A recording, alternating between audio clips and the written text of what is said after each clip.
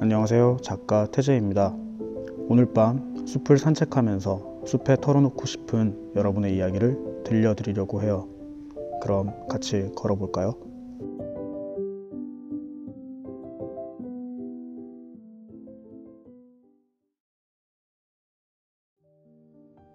첫 번째 사연은 익명을 원하시는 대학생 한 분이 보내주신 사연입니다. 안녕하세요. 최근에 학교에서 새로운 사람들을 많이 만나다 보니 이런저런 생각이 많아졌습니다. 한마디로 고민이 많아진 게 고민이네요. 그래서 혼자 생각도 정리할 겸 일기라도 한번 써볼까 싶어 최근에 일기장을 한 권 샀어요. 그런데 일기를 쓰려고 마음먹고 나니 어떻게 시작해야 될지 모르겠습니다. 분명히 나만 보는 일기장인데 너무 솔직하게 쓰자니 민망해요. 자꾸 좀 거짓말도 하게 되고 뭘 써야 할지도 모르겠고 마음속의 생각들을 털어놓으려고 산 일기장인데 누가 보는 것도 아닌데도 좋은 일, 별일 아닌 일만 쓰게 됩니다.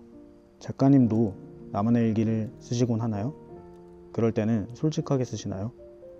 작가님 에세이도 쓰시고 자신의 이야기를 많이 하셔서 어떻게 자신의 이야기를 시작하셨는지, 어떤 식으로 기록하고 계신지 궁금합니다.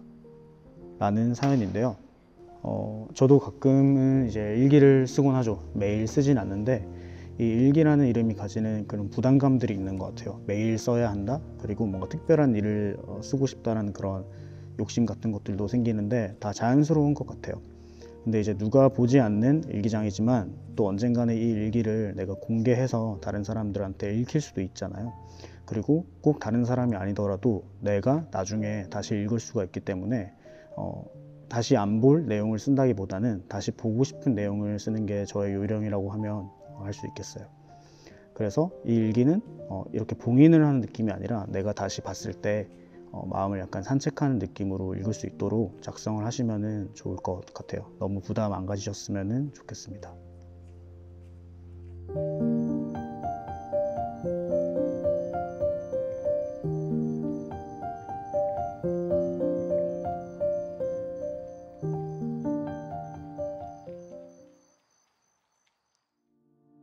두 번째 사연은 직장인 서모 씨라는 분이 보내주신 사연입니다. 이 사연은 제목까지 지어져 있어요. 용기를 쥐어짜서 고백해볼까요? 라는 제목의 사연인데 제가 한번 읽어보겠습니다. 잠이 많아 매일 아침마다 겨우겨우 이불을 벗어나서 기지개 한번 크게 켜고 터덜터덜 출근하는 30대 직장인입니다. 동태 눈을 한 채 스마트폰에 얼굴을 처박은 채로 영상을 보거나 버스 창밖으로 스쳐 지나가는 풍경을 멍하게 바라보는 게 전부였던 출근길에 최근 새로운 설렘이 생겼습니다. 평소에 주변을 잘 살피지 않는 편인데 그날따라 고개를 들었거든요.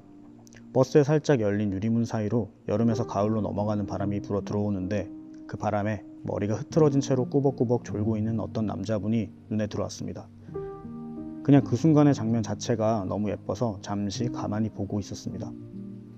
하지만 회사에 오자마자 또 바쁜 하루가 시작되는 바람에 완전 잊고 있었죠. 그렇게 그 다음 날도 별 생각 없이 여느 때와 똑같은 출근 버스를 타고 있는데 어제 봤던 그 남자분이 똑같은 자리에 앉아서 예쁘게 졸고 있는 거예요. 한번 눈에 들어오고 인식을 하고 나니 만원 버스 안에서도 그 사람만 보이게 되었습니다. 어느 순간 아침에 일어나면서부터 아주 약간의 설레는 마음을 가지고 있는 저를 발견하게 되었어요. 혹시라도 영화의 한 장면처럼 눈이 마주치게 되어 말을 걸어주진 않을까 기대하게 되고 하지만 역시나 현실은 현실인지 그런 일이 일어나진 않더라고요. 하루하루 시간이 지날수록 설렘의 감정은 조금 더 발전하게 되었고 한번 말이라도 걸어보고 싶지만 죽어도 나지 않는 용기 때문에 그냥 먼 발치에서 바라보기만 할 뿐이에요. 그 남자분에 대해서는 아무런 정보도 없고 아는 것도 없는데 혹시 말을 걸었다가 그대로 서로 부끄러워하면서 끝나게 되진 않을지 말을 거는 순간 그분도 저를 인식하게 될 테니까요. 그냥 한때의 추억으로 남겨야 될까요? 아니면 정말 없는 용기를 쥐어짜서 딱 한 방울만 나오더라도 말을 걸어보는 게 좋을까요?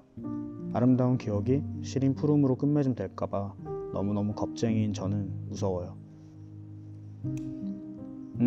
이렇게 매일매일 다니는 출근길 일상적인 그런 길이지만 새로운 사람이 이렇게 눈에 들어오면 그 길이 되게 달라지는 경험을 다들 한 번씩은 하게 되는 것 같아요. 저도 그런 경험이 있었는데 지금 이 서모 씨 사연을 주신 서모 씨의 이제 사연을 읽어보니까 저는 이분이 용기를 한번 내보셨으면 좋겠어요. 왜냐면은 이 사연을 되게 꼼꼼하게 마음을 또박또박 적어주셨고 본인이 어떤 마음을 가지고 있고 어떤 걱정을 가지고 있는지 되게 정확하게 스스로 잘 알고 계신 것 같아요. 문장으로 잘 표현도 하시고, 그래서 직접 말을 거는 방식보다는 마음을 또 꾹꾹 눌러 담아서 편지나 엽서 같은 것들을 준비해 놓으셨다가, 그리고 본인의 연락처 같은 것들도 적어 놓으셔서 전달을 다시 다음에 우연히 만나게 된다면 전달해 보는 방식으로 좀 표현을 해보시면 어떨지. 그러면은 후회가 조금 안 되더라도 후회는 조금 덜하고 되면 더 반갑고 행복한 그런 만남이 되지 않을까 생각을 해봅니다. 용기는 보시면 좋을 것 같아요.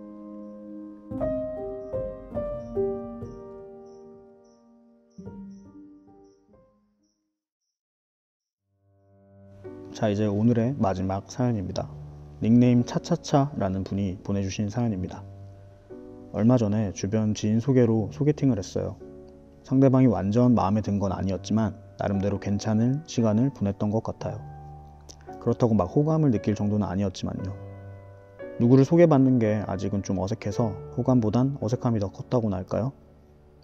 2-3시간 정도 시간을 보내고 헤어지는데 상대방이 이런 말을 하더라고요. 요즘 같이 얘기가 잘 통하는 사람을 찾기가 힘든데 오늘 정말 얘기가 잘 통하는 사람을 만난 것 같아요. 라고요. 솔직히 그 말에 조금 놀라기도 하고 한편으로는 고맙기도 했습니다.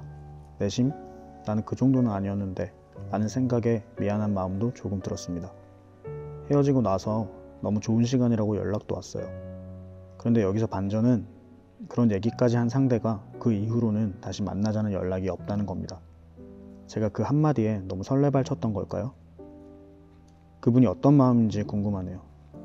그렇다고 제가 직접 다시 연락을 할 만큼 호감이 있던 건 아니었는데 이런 사람의 심리가 궁금해요. 작가님이 생각하시기엔 어떤 것 같나요? 그리고 한 가지 고민이 더 있는데요. 이렇게 새로운 사람들을 만나봐도 저는 설레지가 않아요. 기다리면 설레는 사람을 만나는 그런 날이 오기는 할까요? 지금은 아주 까마득하게 느껴져요. 라는 사연입니다. 이렇게 어떤 이제 사회 경험도 있고 살아가다 보면은 그렇게 많은 사랑을 할 수 있는 거는 아니라고 생각을 해요. 그래서 이제 예전에 떨렸던 것들, 설렜던 것들, 수줍었던 그런 경험들이 한 번씩은 다들 있고, 이제 그 똑같은 설렘, 똑같은 수줍음, 똑같은 떨림을 기대하기에는 이제 먹고 사는 일, 생업이라는 것도 있고 앞으로 나아가야 될 그런 길들이 각자 다들 있잖아요. 나도 그렇고 우리가 만나게 될 상대방들도 그렇고, 그래서 서로 노력을 해야 되는 그런 부분들이 있지 않나 이렇게 생각을 저는 합니다. 그리고 이렇게 이분이 한 번 만나고 그날 얘기가 잘 통하고 좋았다 라고 이제 의견을 또 주신 거는 또 한편으로 또 매너 있는 행동이라고도 생각을 해요. 이제 사연 주신 차차차 님도 먼저 그런 말을 건네도 좋았을 것 같기도 하고요. 그래서 차차차 님처럼 그 남자분도 사실 어떻게 보면은 연락을 기다리고 있을 수 있다고 생각을 해요. 먼저 이렇게 호감을 표시했고 그러면 이제 작용을 했으니 이제 반작용을 또 기다리고 있다고 할 수도 있을 것 같고요. 그리고 어떻게 자연스럽게 만났다기보다는 지인의 소개로 또 소개팅을 통해서 만났기 때문에 이렇게 인사를 하면서 서서히 멀어지는 것도 또 한편으로 자연스러운 일인 것 같기도 하고요. 한 가지 추가로 또 고민을 주신 것에 제가 답변을 해보자면은, 저도 지금 이런 마음을 가지고 있어요. 새로운 사람을 만나도 설레지가 않는다라는 거. 왜냐면 설렜던 적이 있고 그 설렘이 되게 좋았던 기억들이 있는데 앞으로 살면서 그런 것들이 올까? 라는 고민을 하고 있는데 또 이따금씩 그런 설렘들이 찾아오게 되는 것 같아요. 근데 이제 그것들을 너무 기다리거나 애타게 기다리거나 하면은 좀 부자연스러워서 오지 않는 것 같고, 나에게 주어진 일, 내가 하고 싶은 일들을 열심히 하면서 살다 보면은 우연하게 또 찾아오게 되는 것 같아요. 그래서 너무 그쪽으로 고개를 돌리지 말고 내 앞에 정면으로 응시하면서 살아가다가 내 시선을 잡는 것들을 놓치지 않으시기를 바라겠습니다.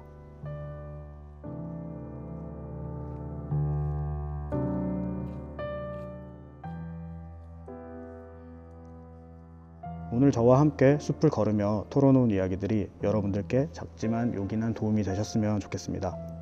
지금까지 작가 태재였습니다. 여러분, 숲처럼 따뜻하고 고요한 밤 되시길 바랍니다.